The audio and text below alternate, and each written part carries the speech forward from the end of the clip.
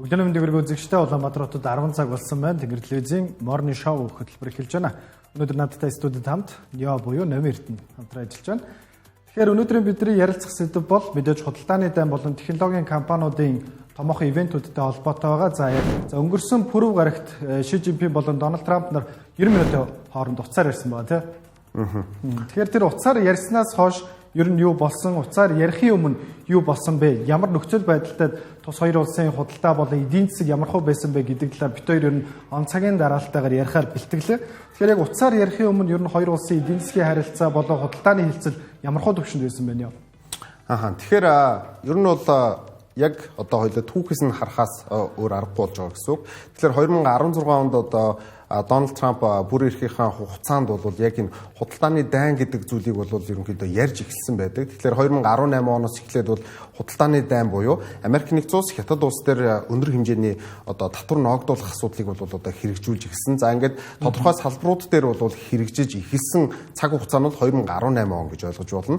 За ингээд 2019 оны сүүл үе хүртэл бол тухайн одоо худалдааны дайн гэдэг ойлголт бол маш эрчтэй бол явж илаа. За үүнээс хамаарат бол бас хөрөнгийн зах зээлүүд дээр бол томоохон уналтууд энэ төр орж ирсэн тохиолдлууд бол нэлээдгүй давтагдсан ийм үйл явдал байгаа. За гисэн хэдиж 2020 онд бол одоо ковидын ийм нөлөөлөл орсноос болоод бол одоо яг энэ хүү тариф гэдэг асуудлыг бол одоо үргэлжлүүлэх ямарч боломжгүй болсон байдаг. За үүнээс хамааралтайгаар дараагийн одоо ерөнхийлөгч буюу Жо Байден бол сонгогдож гарсан байгаа. За ингээд 2016 оноос эхэлсэн энэ хүү худалдааны дайн бол урт хугацаанд бол явах боломжгүй болоод бол ерөнхийлөгч солигдсон байдаг. За ингээд 2024 оны 11-р сарын 4-нд бол Дональд Трамп бол дахин сонгогдсноор энэ худалдааны дайн үргэлжилнэ гэдгийг бол одоо ерөнхийдөө шинжээчд ойлгож мэдчихсэн. За үүнтэй холбоотойгоор бол одоо зах зээлүүд дээр илүү анхаарлаа одоо хандуулах. За ингээд эргээд сөрөг одоо ийм нөхцлүүд үүсэх магадлал нь бол маш өндөр болж исэн гэж ойлгож болно.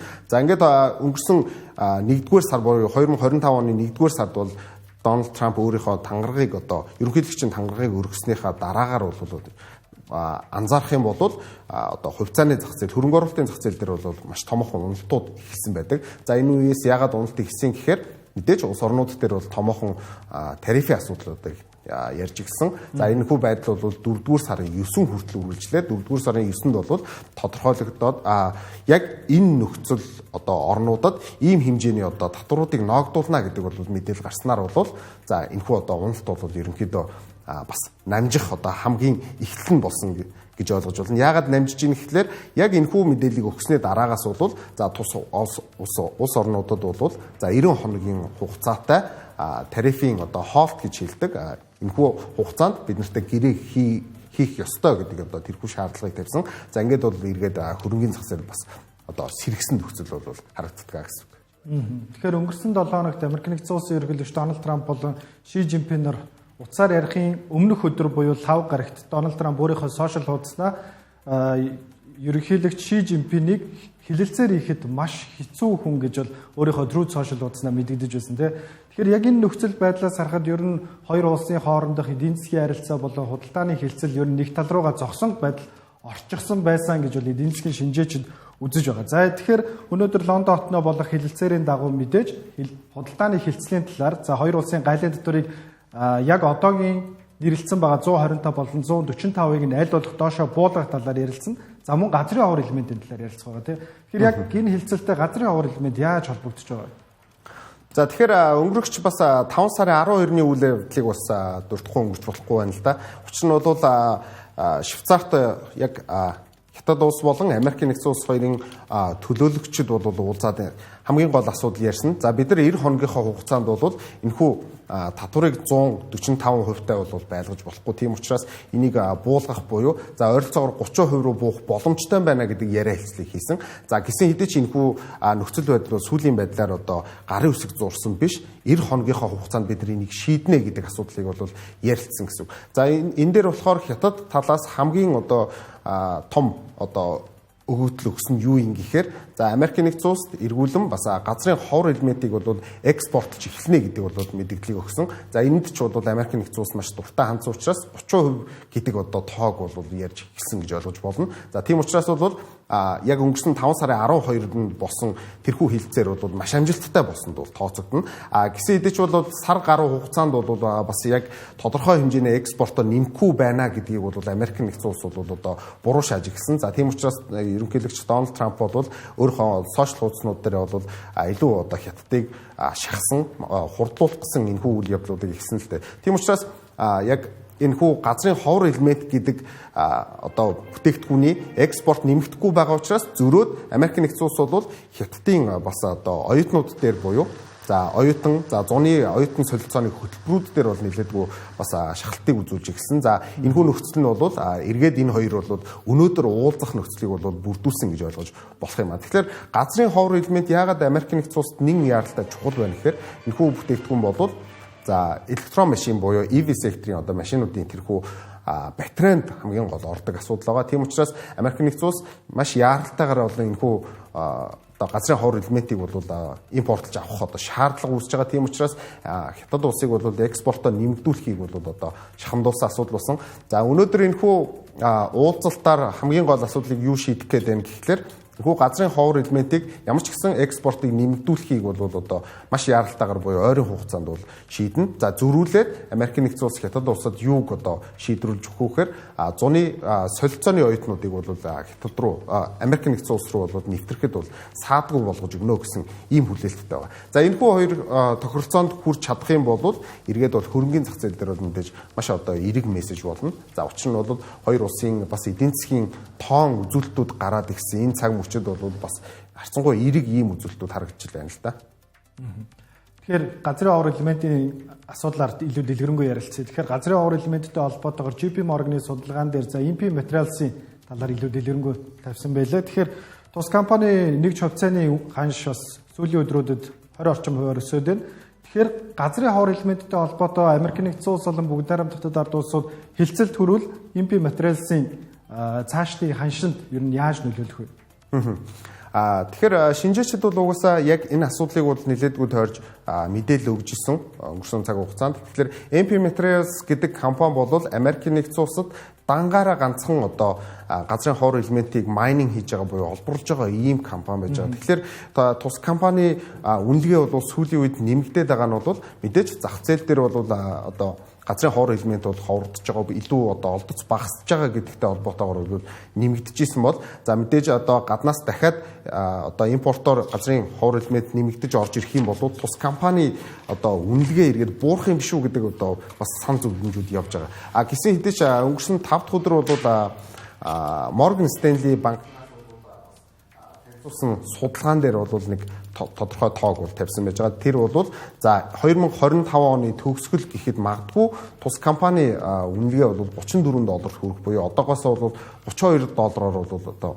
$32 одоо илүү үнэлгээтэй болох 32%-аар илүү үнэлгээтэй болох тийм боломжтой байна гэдэг бол бас одоо судалгааг бол оруулж тавьсан байж байгаа. Тэгэхээр энэхүү судалгаа бол маш одоо бодиттой гэж бол бас шинжээчд үзэж байгаа. Яагаад гэхээр хүссэн хүсээгүй MP Materials угаасаа Америк нэгдсэн улсын тэрхүү хэрэглээг бол дангаараа хангаж чадахгүй. За үүнээс гадна бол заавал экспортын бараа бүтээгдэхүүн бол одоо Америк нэгдсэн улс руу орж ирэх ёстой. Тийм учраас энэ өөрөө салбарыг өөрөө маш сонирхолтой болгож байгаа. Тийм учраас цаашдаа үргэлжлээд энэхүү одоо салбарын үнэлгээ бол бас өсөх боломжтой гэдгийг бол одоо тэрхүү судалгаан дээр нийтэлсэн гэсэн үг. За үүнээс харахад бол одоо Vanguard одоо компаниас гаргадаг ETF байдаг REMX одоо тикер символтой. Энэхүү одоо ETF бол бас сүүлийн үед бол хэрцангуй өндөр өсөлтүүдийг үзүүлээд байгаа гэж ойлгож байна. Тэгэхээр өнөөдөр дэлхийн хамгийн том хоёр эдийн засгийн төлөөллүүд Лондон хотноо уулзах гэж байна. Тэгэхээр энэний дэлгэрэнгүй мэдээллүүдийг би тухай бүрд мэдээлэлд явууллаа. За дараагийн мэдээлэл өнөө шин Apple компани жил бүр зохион байгуулдаг хамгийн том арга хэмжээ болох WWDC 2025 зохион байгуулагдах гэж байна. За энэхүү арга хэмжээнд дээр Apple компани хөгжүүлэгчдэд зориулсан өөрсдийнхөө үйлдвэрлэлийн системүүдийн шинжилэлтүүдийг танилцуулдаг. Тэр энэ жилийн хувьд ямар өндөр хүлээлт байгаа вэ гэдэг нь бол мэдээж хэрэглэгч бидний хувьд бол маш том хүлээлтийг дагуулад байгаа. Мэдээж Apple компанийн хувьд 2025 онд хэмнэл оюуны салбарт хэрхэн өөрсдийнхөө экосистемийг шинжлэх вэ гэдэг хамгийн өндөр хүлээлттэй. За өнгөрсөн жил тэд өөрсдийнхөө Apple Intelligence гэдэг нэртэйгээр хэмнэл оюуны стратеги танилцуулсан. За энэхүү стратегийн хүрээнд за Genmoji, за мөн за Genmoji цэригийн дараагийн дэвшилтэд төлбөр гэх мэтчлэн функцүүдийг оруулж ирсэн боловч за хараахан амжилттай болоог байгаа. Apple компани өнгөрсөн жил iPhone 16-г анх танилцуулахдаа AI phone гэдэг нэрийн дор буюу за өөрсдийнхөө утсыг анх удаа хиймэл оюун суурилсан ухаалаг утас болж чадсан гэдэг маркетинг хийж бол танилцуулсан байдаг. Гэхдээ яг одоогийн байдлаар тэр танилцуулж ирсэн Apple Intelligence-ийн функцүүд нь бүрэн одоо Apple-ийн экосистем нэвтэрч чадаагүй байгаа. Энэ нь шинжээчдийн зүгээс маш өндөр шүүмжлэлүүдийг дагуулж байгаа. За эдгээрээс гадна Apple компани өнөөдөр шөнө өөрсдийнхөө экосистемийн нэршлээ өөрчилж магадгүй байна. За бидний маш сайн мэдих iPhone-ы iOS үйлдвэрлэлийн системийг за iOS 18, 19 гэж одоогийн байдлаар нэрлэгдэж явж байгаа бол өнөөдрөөс эхлэн iOS 26 гэж болж магадгүй. За мөн бусад үйлдвэрлэлийн системүүд болох macOS бас 26, за Vision OS бас 26 гэх мэтчлэн эдгээр нэршил рүү бас шилжиж магадгүй байгаа юм байна. За Apple компанийн хувьд сүүлийн өмнөх WWDC дээр танилцуулж байсан арга хэмжээнүүдийн онцлог бүтээгдэхүүний талаар цугасганд ордвол за өнгөрсөн жил яг Apple Intelligence-ийг танилцуулж байлаа. За тэрний өмнө Apple Vision Pro-г танилцуулж байлаа. За тэрний өмнө буюу 2022 онд за өөрсдийнхөө M2 чипээ анх удаа танилцуулж байсан бол 2021 онд хөгжүүлэгчдэд зориулсан платформ болох Xcode-д танилцуулж байсан. За тус компанийн хувьд яг жилийн хамгийн том гинтийн бэлгээ бол өнөөшин задлдаг. Тэгэхээр яг тус компани ханшны үн болон за зах зээлийн хөдөлгөөнд бас энэ өнөөшин танилцуулагдах бүтээгдэхүүнүүд бас гол анхаарал хандуулж байна.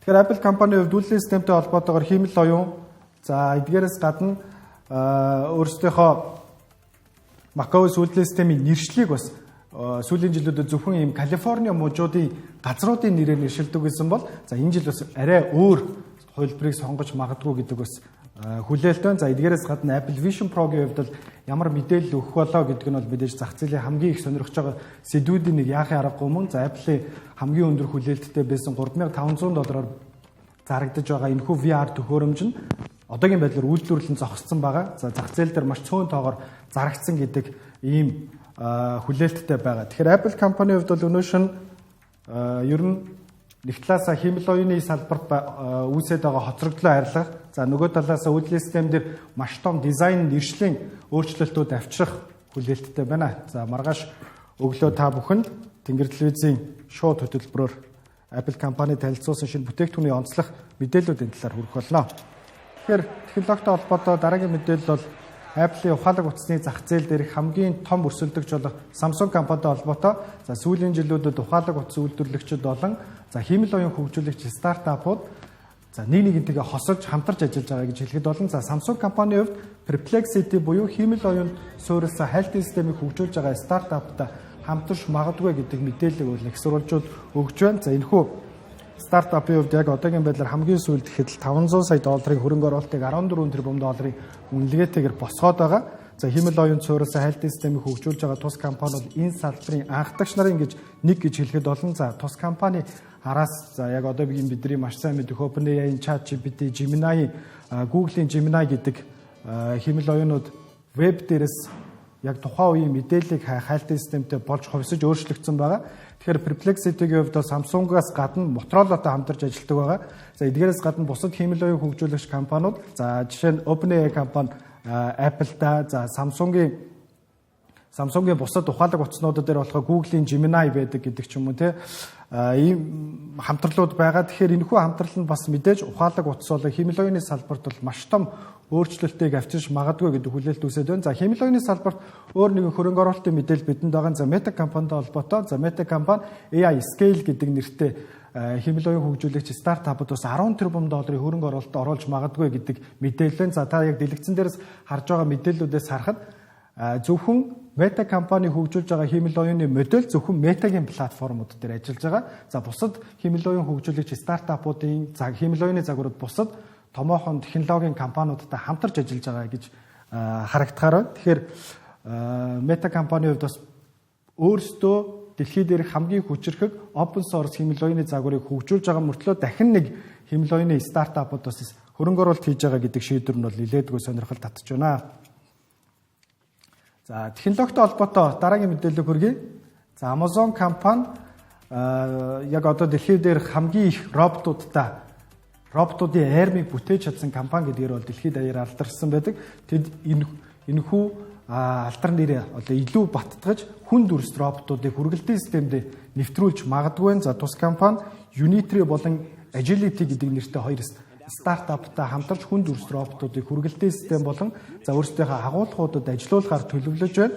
За тус компанийн хувьд бол мэдээж өөрсдийнхөө агуулгуудад жижиг роботуудыг сүүлийн жилүүдэд эрчимтэйгээр ажилуулж байгаа. За яг одоогийн байдлаар ихэд 500,000-аас дээш роботуудыг бол өөрсдийнхөө агуулгуудад ажилуулдаг гэдэг албан бус тоо мэдээлэл байдаг. Харин хүн дүрст роботуудыг хүргэлт хийх, за мөн агуулгуудад нэг бүтээгдэхүүний нөгөө бүтээгдэхүүн рүү зөөвөрлөх гэх мэтчлэн ийм үйлдэлүүдийг хийх боломжтой.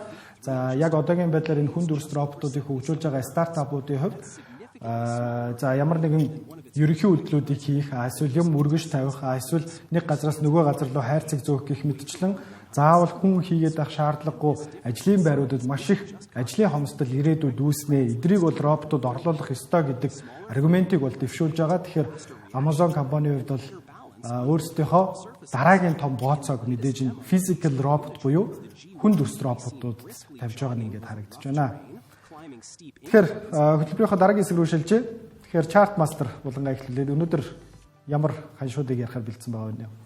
Тэгэхээр бас өнгөрсөн 7 хоногийн сүүлээр гарсан нөгөө Лондонгийн уулзалттай холбоотой мэдээллээр бол Америк нэгдсэн улсын бондууд бас нэлээдгүй хөдөлгөөнд орсон. За бондуудын ерөнхий өгөөж бол одоо нэмэгдсэн гэж ойлгож байна. Тэгэхээр энэ талаарх одоо бас мэдээллийг бид chart master буландаас бэлдээд байна. За бидний энэхүү харж байгаа зураглал бол Америк нэгдсэн улсын 10 жилийн бондын өгөөжийн одоо мөрийг гэж одоо тодорхойлдог. За curve гэж хэлдэг тийм. Тэгэхээр энэхүү curve-оос бид юуг ажиглаж болдог вэ гэдэг талаар эхлээд тайлбарыг өгье. За сүүлийн 2 жилийн хугацаанд бол бас тасралтгүй маш одоо өндөр савлгаанууд орж ирж исэн буюу бондын өгөөж нэг бол нэмэгдэж, нэг бол одоо хасагдаж буурж явж исэн нөхцөлийг бол та бүхэн харж байна. За яагаад ийм нөхцөл бүрддэг вэ гэхлээр эдийн засгийн нөхцөл байдал харьцангуй тогтворгүй буюу магадгүй ковидын нөлөөлөл, эргээд нийлүүлэлтийн хомсдол, за үүнээс гадна дайны асуудал ч гэдэг юм уу. Энэхүү асуудлуудаас болоод бол бас харьцангуй ийм томоохон хөдөлгөөнүүд ороод явдаг. За ерөнхийдөө бол 10 жилийн бондын өгөөжийг бол 4.5-аас 5 орчим хувь дээр байхад бол Америк нэгдсэн улс бол өөрсдийн эдийн засгт бол бас томоохон одоо хэмжээний энэхүү хөрөнгө оруулалтыг татах боломжтой гэж бол бас үздэг. За ингээд яг өнөөдрийн нөхцөл байдал бол 4.5% дээр бол хүрчихсэн байна. За өнгөрсөн 5 дахь өдөр бол энэхүү үзүүлэлт бол нэлээдгүй бас том хэмжээгээр өссөн гэдгийг бол та бүхэнд энэхүү candlestick буюу лаан үзүүлэлт бол харуулж байна. За ингээ өнөөдөр 4.5 дээр байгаа нөхцөлийг бол харуулж байна. За яагаад энэ өссөн бэ гэхлээр мэдээж Дональд Трамп болон Ши Жинпингийн одоо уулзалт бол товлогдох болсонтой холбоотойгоор бол зах зээл дээр ийм нөлөөлөл орж ирсэн гэж ойлгож болно. Тэгэхээр энэхүү өсөлт бол бас тодорхой хэмжээний өндөр өсөлтөнд бол тооцогдно. За ингээд 4.5 одоо хувь дээр байгаа гэдэг бол өөрөө юуг илэрхийлдэг вэ гэхээр зах зээл харьцангуй тайван байна гэсэн санааг илэрхийлж байгаа. За хэрвээ цаашдаа хувьцааны зах зээл одоо өсөх боломжтой гэж үзэх юм бол бондын өгөөж одоо харьцангуй бас ингээд өсөөд явдгаа гэж ойлгож байна. За учир нь бондын өгөөж ямар нөхцөлд өсдгийг гэхээр зах зээл дээрээс хүмүүс зарах буюу өөрсдөндөө бондоо одоо хадгалахгүй байгаа үед бол одоо бондын өгөөж өсч идэг байгаа. Тэгэхээр бондын өгөөжийг бол цаашдаа бид илүү одоо нэвтрүүлэг болгон дээр илүү задлж тайлбарлаж явахыг бол хичээнэ. За бондын өгөөж өссөн байгаа нөхцөл бол зах зээл дээр илүү хувьцааны зах зээл рүү хүмүүс шилжиж орж байгаа гэдгийг бол илтгэж байгаа ийм хамгийн том одоо үзүүлэх одоо ийм үзүүлж байгаа индикатор одоо ойлголт бол болж өгдөг. За тэгэхээр бондын одоо өгөөжийн энэхүү мөрөө дээр бол бид 200 өдрийн болон 50 өдрийн moving average буюу хөдөлгөөнт дунджийг бол харьцуулж харъя. Тэгэхээр 2024 оны 11-р сард бол 50 өдрийн өгөөж бол одоо 200 өдрийн өгөөжөөс дээшээгээ үнэлгээтэй буюу цаашдаагаа илүү энэхүү өсөлтийг бол хадгалах боломжтой гэдэг нөхцөлийг бол харуулж байна гэсэн үг. За ингээд өнөөдрийн нөхцөлд бол 200 өдөр болон 50 өдрийн өгөөж бол хоорондоо ойрхон байгаа гэдэг нь юу гэлтэж юм гэхээр сүүлийн 200 өдрийн дундаж хөдөлгөөн 50 өдрийнхтэйгээ ойрхон байгаа буюу ерөнхийдөө энэхүү өсөлтийг бол хадгалаад явж байгаа гэдгийг бол харуулж байгаа. За үүн дээр нэмэх нь бид нар макти буюу за илүү нөхцөл байдлыг тоон үзүүлэлтээр бол одоо хангадаг тэрхүү индикаторыг оруулж ирж харъя.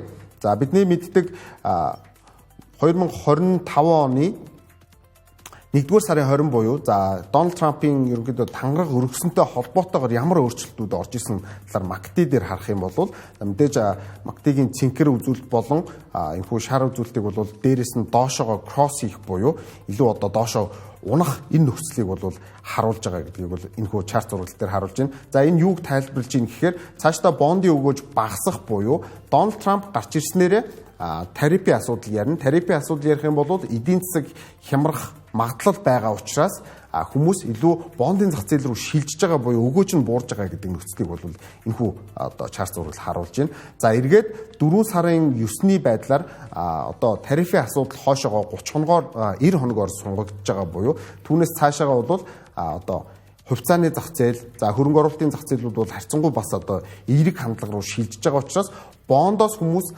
гарч байгаа буюу зарж байгаа болохоор энэхүү одоо купон гэж нэрлэдэг энэхүү өгөөж бол дээшээ өсөж байгаа гэдэг энэ нөхцөлийг бол ерөнхийдөө хангаж харуулж байна гэсэн. Тэгэхээр энэтэй холбоотойгоор бол бид илүү зах зээлийг одоо цаашдаа индикейт хийж харах буюу төрүүлж одоо мэдэх боломж байна уу гэдэг дээр бол одоо бондын өгөөжөөр бол бид харьцангуй бас тайлбарлаж хардаг. Тийм учраас цаашдаа бол бид нар энэхүү чарт зураглыг бол одоо байнга харж явна гэсэн гол санааг хэлж байгаа гэсэн. За үүнээс гадна өнгөрсөн 5 дахь өдөр хувьцааны зах зээл дээр юу болсон талаар харцгаая. За мэдээж S&P 500 индекс бол Америк нэгдсэн улсын эдийн засаг болон за энэхүү хувьцааны хөрөнгө оруулалтын зах зээлийн эрүүл байдлыг буюу за эрүүл мэндийг нь харуулж ийн гэж бас тодорхойлдог. Тэгэхээр иргэн 6000 нэгжийг бол дахин одоо шалгасан байж байгаа. Тэгэхээр 6000 нэгж бол одоо яг өнгөрсөн 2 жилийн хугацаанд харах юм бол бараг одоо эргээд даблдах одоо ийм нөхцөл буюу 4000 хүрхгүй байгаагаас бол ингээд 6000 дээр хүрсэн нөхцөл байгаа. Тэгэхээр 6000-ыг бол маш өндөр гэж бол хүмүүс бас тооцдог. Тийм учраас ерөнхийдөө V-shape-ээр өсөж байгаа буюу эдийн засгийн нөхцөл байдал бол хангалттай хурдан сэргэлээ гэдгийг бол үүнээс бол нэгдүгээрт харж болно.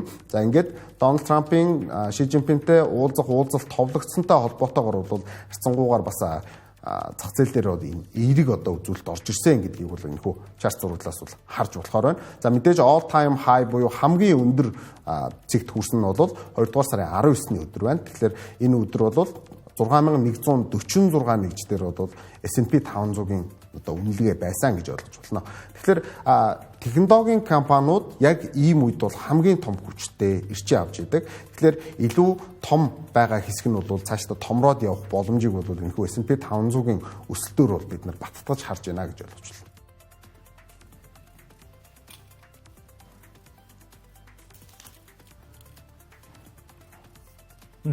Тэгэхээр үргэлжлүүлээд Азийн зах зээл болон measure index-үүдийн талаарх мэдээлэл хүргэж. Тэгэхээр өнөөдөр яг энэхүү Азийн зах зээл болон Аз номхон талын зах зээлүүд бол бас харьцангуй өсөлттэй нэгдэж байгаа ийм нөхцөл байдал бүрдээд байна л да. Учир нь бол өнгөрсөн 5 дахь өдрийн энэхүү мэдээллүүд маш эерэг байсан. За үүнээс гадна Америк нэгдсэн улсын бас ажилгүйдлийн тоон мэдээлэл хүлээсэнд буюу 4.2% дээр бол хүлээжсэнд гарсан. За энэ бол бас зах зээл дээр харьцангуй тийм эерэг нөхцөл байдлыг бүрдүүлдэг. За түүнээс гадна ADP гэдэг non-farm гэдэг ойлголт байгаа. Тэгэхээр ADP non-farm гэдэг хоёр ойлголт бол ADP гэхлээр яг сар болгоны эхний 7 хоногийн 3 дахь өдөр бол автомат байдлаар бол шинэ ажлын байр одоо хэдийгээр нэмэгдсэн гэдгийг тодорхойлдог. За non-farm гэхлээр тэр нь бол яг одоо тоон хамгийн эцсийн байдлаараа гардгаа гэж ойлгож болно. За өнгөрсөн 5 дахь өдөр бол бас харьцангуй хүлээж ирснээс өндөр буюу за өнгөрсөн сард 126 мянган шинэ ажлын байр Америк нэгдсэн улсын одоо энэхүү ажлын зах зээл дээр үүснэ гэж хүлээжсэн бол энэхүү мэдээлэл бол 139 мянгатай гарснаар бол харьцангуй бас зах зээл дээр эерэг нөхцөлийг бол бүрдүүлж байгаа. Тийм учраас өнөөдрийн одоо Азийн зах зээлүүд бас одоо эргээр нэгдэж байна гэж ойлгож байна. За үүнээс гадна бол Хятад улсын бол инфляцийн түвшин болон за бодлогын хүүгийн асуудал бас энэ 7 хоногт хүлээгдэж байгаа. Тэгэхээр маш эерэг ийм хүлээлттэй байгаа учраас өнөөдрийн Азийн зах зээлүүд бол харьцангуй бас эргээр нэгдэж байна. За үүнээс гадна бол Аз номхон талын буюу за Австралийн хувьд бол одоо баяр таарж байгаатай холбоотой яг өнөөдөр фьючерс зах зээл бол нээгдээгүй байгаа гэж харж болохоор байна. Яг одоогийн байдлаар Лондон хотноо яг өнөөдөр болох бүгд араб дотоод ард улс бол Америк нэгдсэн улс хоёрын төлөөллүүдээр яг Ши Жинпин бас өөрөө оролцох үгүй нь яг эцсийн байдлаар бол тодорхой болоогүй. Гэхдээ ямар нэгэн байдлаар Америкийн нэгдсэн улсын болон Хятадын төлөөллүүд худалдааны дайны талаар болон газрын уур элементтэй холбоотой асуудлуудаар бол хилэлцэх нь бол өнөөдрийн байдлаар бол тодорхой. Тэгэхээр энэ нь бас хөрөнгөний зах зээл дээр ямар хөдөлгөөн авчрах вэ гэдэг маш том хүлээлттэй. За магадгүй хэлцэл амжилттай бол өсөлтүүдийг авчирч магадгүй. Тэгэхээр өнөөдрийн бидний бэлтгэсэн хөтөлбөр үгээр өндөрлөж байна. Анхаарлаа хандуулсанд баярлалаа.